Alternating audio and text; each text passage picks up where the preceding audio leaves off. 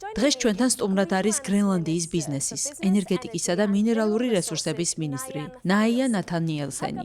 მთავრობა, რომელსაც ის წარმოადგენს, ახლა იწყებს მოლაპარაკებებს ამერიკის შეერთებულ შტატებთან და დანიასთან გრენლანდიის მომავალზე. პრეზიდენტი დონალდ ტრამპი მაინც უპრეცედენტო წვდომას ითხოვს არქტიკულ კუნძულზე. მიუხედავად იმისა, რომ ხელი აიღო თავდაპირველ მუქარაზე, ძალისმიერი გზით მიეტაცებინა ან შეესყიდა კუნძულის ტერიტორია. დიდი მადლობა ქალბატონო მინისტრო, რომ მობრძანდით. დიდი მადლობა, რომ მომიწვიეთ. პირველ რიგში, შეიძლება ის რამდენიმე დრამატული დღე გაიხსენოთ, როდესაც გრენლანდიის მომავალი იდოს ასწორზე. ამ ყველაფრის შემდეგ კიდევ შესაძლებელია, რომ გრენლანდიელებმა ტრამპის ამერიკა თავის მოკავშირედ და მეგობრად მიიჩნიონ. თუ ბოლო დაახლოებით 14 დღის მოვლენებს გავიხსენებ, ჩემი აზრით მივხვდებით, რომ გრენლანდიის მიმართ ძალიან მოიმატა ამერიკის ინტერესიდან გამომდინარე რიტორიკამ, მაგრამ შეგახსენებთ, რომ ამერიკას გრენლანდიის მიმართ ინტერესი საკმაოდ დიდი ხანია აქვს. შეიძლება ითქვას, საუკუნეზე მეტიც კია ეს უნდა. ასე რომ ჩვენ შეჩვეული ვართ ამერიკის ამ ინტერესს და იმასაც ვაცნობიერებთ, რომ მისი ეროვნული უსაფრთხოების ინტერესის სფეროში შევდივართ. ასე რომ ეს ნაწილი ჩვენთვის ახალი არ არის. რა თქმა უნდა, ძალიან ბევრს საუბრობენ იმის შესახებ, რომ გრენლანდიის ყიდვა ან თუნდაც ძალისმიერი გზით მიღება მოინდომეს. ჩვენ არ ვართ ტერიტორია, ჩვენ ქვეყანა ვართ. დანიის სამეფოს სრულ უფლებიანი ნაწილი და მის ფარგლებში არსებული სრულ უფლებიანი ქვეყანა. ჩვენ ვართ ხალხი, რომელსაც აქვს საკუთარი კანონით აღიარებული უფლებები. ამიტომ რასაკვირველია, თუ ჩვენი თანხმობის გარეშე რამე მოხდებოდა, ეს საერთაშორისო სამართლის ძალიან დიდი და უხეში დარღვევა იქნებოდა. ტრამპმა აშკარად უკან დაიხია და შეცვალა თავისი ყველაზე საშიში რიტორიკა, მაგრამ თქვენ ახლა იწყებთ მოლაპარაკებებს მის ადმინისტრაციასთან და დანიასთან მომავალ შეთანხმებაზე. ტრამპი ამბობს, რომ ჩარჩო შეთანხმება უკვე არსებობს. იცნობთ ამ ჩარჩო შეთანხმებას და რას გულისხმობს ეს დოკუმენტი?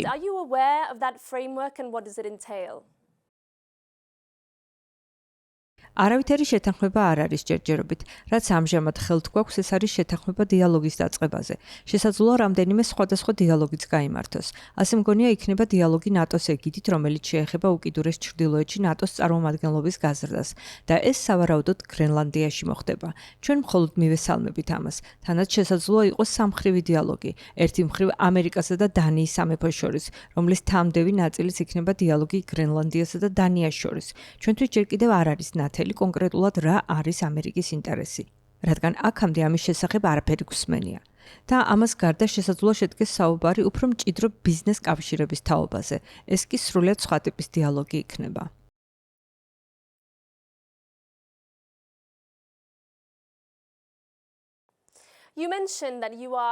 თქვენ ბრძანეთ, რომ ხართ ქვეყანა, ხალხი. თქვენმა პრემიერ-მინისტრმა განაცხადა, რომ გრენლანდიის სუვერენიტეტი და მისი საზღვრების მთლიანობა არ უნდა დაირღვეს, რომ ეს არ ექვემდებარება მოლაპარაკებას და მაინც ტრამპი საჯაროდ აცხადებს, რომ სურს სრული წვდომა თქვენს ქვეყანაზე. თქვენი აზრით, რამდენად დასაშვებია კომპრომისი ამ მხრივ? თუ გადავხედავთ უკვე მოქმედ 1951 წლის შეთანხმებას, ამერიკას ფართო წვდომა აქვს გრენლანდიის ტერიტორიაზე და ჩვენ არავითარი პრობლემა არ გვაქვს ამასთან დაკავშირებით. არც ის წარმოადგენს ჩვენთვის პრობლემას, თუ კი ეს ხელშეკრულება რამენაირად განახლდება. მაგრამ რასაკვირველია, დეტალურად უნდა მოვისმინოთ, თუ რა შეიძლება მოიცავდეს ეს განახლება და რამდენად არ გადაკვეთს ჩვენს წითელ ხაზებს, რაც იმას ნიშნავს, რომ როგორც თავად აღნიშნეთ, გვინდა ჩვენი ტერიტორია და სუვერენიტეტი ხელუხლებლად დარჩეს.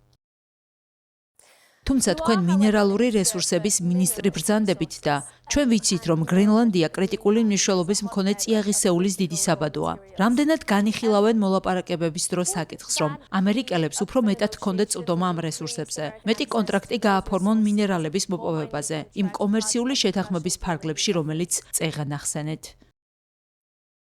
მე არ მინდა, რომ თავდაცვის შესახებ დადებული შეთანხმება რამე ფორმით მოიცავდეს ჩვენს მინერალებზე წვდომის საკითხს. ეს ორი საკითხი ცალ-ცალკე უნდა განვიხილოთ. ჩვენ მზად ვართ კარი გავუღოთ ამერიკულ ინვესტიციებს და მასთან ვითანამშრომლოთ.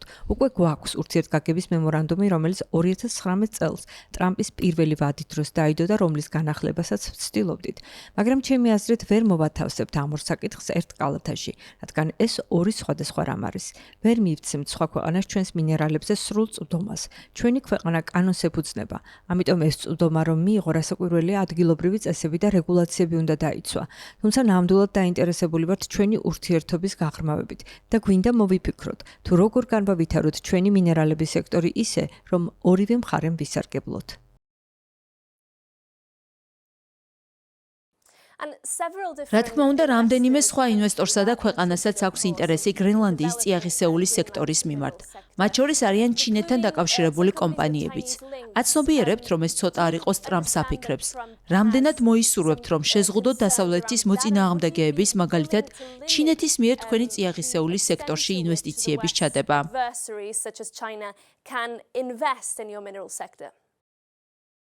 ამჟამად რამდენადაც ვიცი, ორმა ჩინურმა კომპანიამ ჩადო ინვესტიცია ჩვენი სასარგებლო წიაღისეულის სექტორში. ორივეს ლიცენზია შეჩერებულია და ორივემ სასამართლოში შეიტანა სარჩელი გრენლანდიის მთავრობის წინააღმდეგ. ასე რომ ჩვენი წიაღისეულის სექტორში მაინც და მაინც დიდი ჩინური ინტერესს ვერ ვხედავ. ჩინელები არც ჩვენს ტერიტორიულ წყლებში არიან დიდად შემოსული, როგორც ითქვა. ჩემი აზრით, მრავალი წლის განმავლობაში ჩვენ საკმაოდ მკაფიოდ ვაჩვენეთ, სადაც ვდგავართ მოკავშირეობისა და პარტნიორობის თვალსაზრისით და აშკარად დასავლური სამყარო ავირჩიეთ პარტნიორად. ევროკავშირი, ამერიკა, კანადა და გაერთიანებული სამეფო და მიმაჩნია, რომ რეგულაციებითაც და ჩვენი პოლიტიკითაც წარმოვაჩინეთ ჩვენი პოზიცია.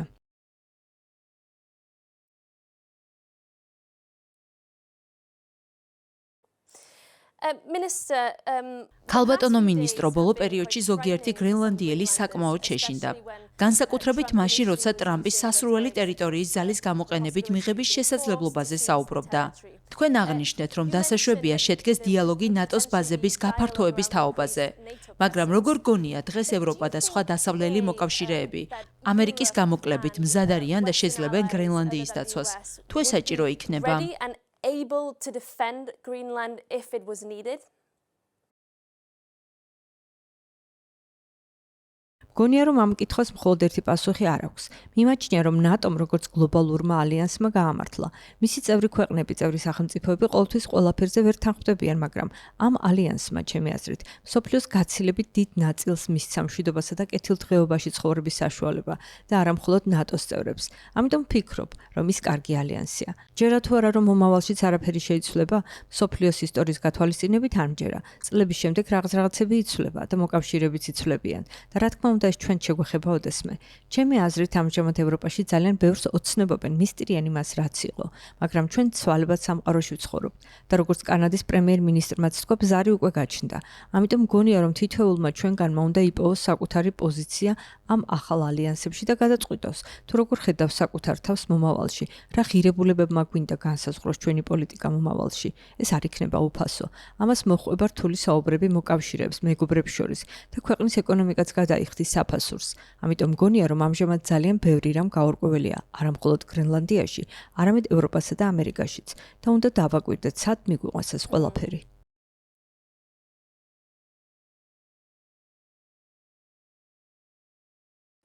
თქვენ ძალიან მოკლედ შეეხეთ ახალ მსოფლიო წესრიგს, კანადის პრემიერ-მინისტრის მარკ კარნის მიერ ნახსენებ ბზარს. რამდენად გეშინიათ, რომ გრენლანდიას შესაძლოა განსაკუთრებულად დაუცველი აღმოჩნდეს, რადგან ვიცით, რა სტრატეგიული მდებარეობა უკავია მას არქტიკაში. ვიცით, რომ მდიდარია წიაღისეულით. რა უნდა გააკეთოს გრენლანდიამ თავის დასაცავად ამ ახალ მსოფლიოში, რომელმაც შესაძლოა შეცვალოს მისი ბედი. გრენლანდია ვერასდროს შეძლებს დამოუკიდებლად თავის დაცვას სამხედრო გზით. ეს არასდროს ჰქონია გეგმაში. ჩვენ ყოველთვის დაუცველი ვიყავით დიდი ქვეყნების ინტერესების მიმართ. წარსულში კოლონია ვიყავით. ჩვენ შევეჩვიეთ, რომ გარესამყარო ჩვენი რესურსების მიმართ დიდი ინტერესი ჩენს და მიმაჩნია, რომ მშვენივრად მოვახერხეთ საერთაშორისო სამართალზე, გამჭვირვალობასა და დემოკრატიაზე დაფუძნებული საზოგადოების აშენება. მაგრამ ნუ დაგავიწყდებათ, რომ თუ მომავალში გრენლანდიის ბედი ამა თუ იმ ფორმით სასწორზე აღმოჩნდება, მთელი დასავლური სამყაროც მის ბედს გაიზიარებს. გრენლანდია მხოლოდ მისი ნაწილი იქნება. ეს ნიშნავს, რომ სისტემა დაირღვა და ვეღარ დაეყრდნობის საერთაშორისო სამართალს. ეს ვითარებას მხოლოდ გრენლანდიაში კი არ შეცვლის, არამედ ყველა ქვეყანაში, რომელიც ჩვენს ღირებულებებს იზიარებს.